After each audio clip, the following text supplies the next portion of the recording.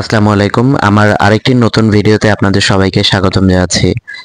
Banking related বিভিন্ন বিষয় এবং বিভিন্ন ব্যাংকের প্রোডাক্টস অ্যান্ড সার্ভিসেস নিয়ে কিন্তু আমি আমার চ্যানেলে প্রতিনিয়ত আপডেট দিয়ে যাচ্ছি। তো যারা আমার চ্যানেলটি এখনও সাবস্ক্রাইব করেননি, সবার কাছে অনুরোধ থাকবে আমার চ্যানেলটি সাবস্ক্রাইব করে অবশ্যই বেল আইকনটি প্রেস করে নেবেন। আর যারা অলরেডি সাবস্ক্রাইব করেছেন সবাইকে অসংখ্য ধন্যবাদ। তো আজকে আমি মূলত আলোচনা করব তারল্য সংকটে থাকা যে বেশ কয়েকটি ব্যাংক রিসেন্টলি তারল্য সংকটের মধ্যে ভুগছে, তারা যে অন্য ব্যাংক থেকে যে ধার নিয়েছে বা তারল্য সহায়তাটি নিয়েছে সেটি নিয়েই আলোচনা করব। তো বিভিন্ন মিডিয়াতে আপনারা হয়তো দেখে থাকবেন যে টোটাল 6,500 কোটি টাকার মতো ধার দেওয়া হয়েছে যারা তারল্য সংকটে আছে সেই সব ব্যাংকে। তো এতে করে কাস্টমারদের মনে হতে পারে যে এত এত টাকা পেলো, বাট ব্যাংকগুলো এখনো তো আসলে ফেরত দিতে পারছে না গ্রাহকের টাকা ঠিকভাবে। তো আসল কথা হচ্ছে যে এখানে একটি বিষয় একটু মিসআন্ডারস্ট্যান্ডিং আছে। এখানে কিন্তু যে ফিগারের কথা বলা হচ্ছে সেটি কিন্তু এই যাবৎকালে শুরু থেকে, যখন থেকে তারল্য সহায়তা দেয়া শুরু হয়েছে তখন থেকে শুরু করে এ পর্যন্ত যে ধার পেয়েছে সেটার মোট যে অ্যামাউন্ট সেটির কথা বলা হয়েছে। তো এখানে আমরা দেখতে পাচ্ছি যে অন্য ব্যাংক থেকে কিন্তু সব থেকে বেশি তারল্য সহায়তা পেয়েছে ইসলামী ব্যাংক, 2,095 কোটি টাকা। আর আপনারা জেনে খুশি হবেন যে ইসলামী ব্যাংক কিন্তু এখন পুরোপুরি স্বাভাবিকই বলা যায়।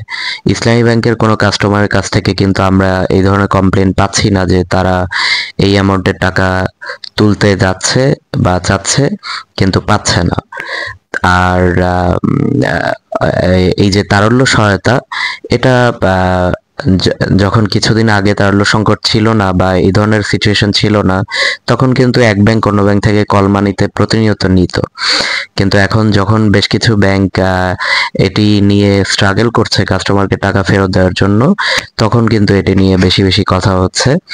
আর আমরা আরেকটু দেখে নেই যে সোশ্যাল ইসলামী ব্যাংক কিন্তু তারা টোটাল 1,175 কোটি, ফার্স্ট সিকিউরিটি ইসলামী ব্যাংক কিন্তু 1,000 কোটি, ন্যাশনাল ব্যাংক 920 কোটি, এক্সিম ব্যাংক 700 কোটি, ইউনিয়ন ব্যাংক 400 কোটি, আর গ্লোবাল ইসলামী ব্যাংক কিন্তু 295 কোটি টাকা পেয়েছে।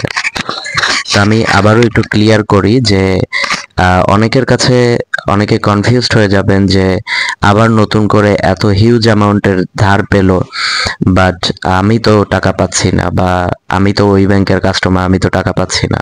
আসলে ব্যাপারটি হচ্ছে যে এখানে যে অ্যামাউন্টের কথা বলা হচ্ছে বিভিন্ন মিডিয়াতে, সেটি কিন্তু তারল্য সহায়তা যখন থেকে দেয়া শুরু হয়েছে তখন থেকে শুরু করে আজকে পর্যন্ত যে টোটাল সহায়তা একটি ব্যাংক পেয়েছে সেইটার কিন্তু সামেশন। আর এ যাবৎ বেশ কিছু ব্যাংক যাদের হাতে অ্যাভেলেবেল তারল্য রয়েছে তারা কিন্তু সহায়তা করেছে এইসব ব্যাংকে। অবশ্যই সেটি কিন্তু ফ্রি অফ কস্ট না, সেটি একটি ইন্টারেস্ট রেটের বিনিময়, এবং তারা যথেষ্ট সিকিউরড এই ক্ষেত্রে, কারণ বাংলাদেশ ব্যাংক কিন্তু গ্যারান্টি দিচ্ছে কোনো কারণে যেসব ব্যাংক তারল্য সংকটে আছে তারা যদি এই ব্যাংকগুলো থেকে যে তারা ধারটা নিয়েছে সেটা যদি দিতে ব্যর্থ হয় তাহলে কিন্তু সেটার রেসপন্সিবিলিটি বাংলাদেশ ব্যাংকের।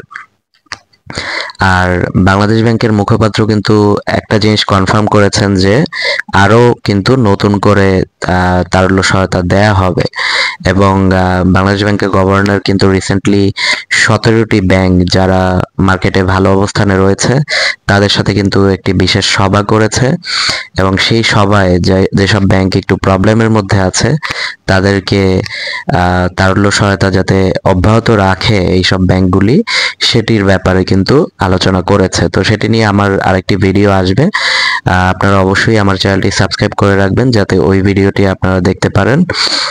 আর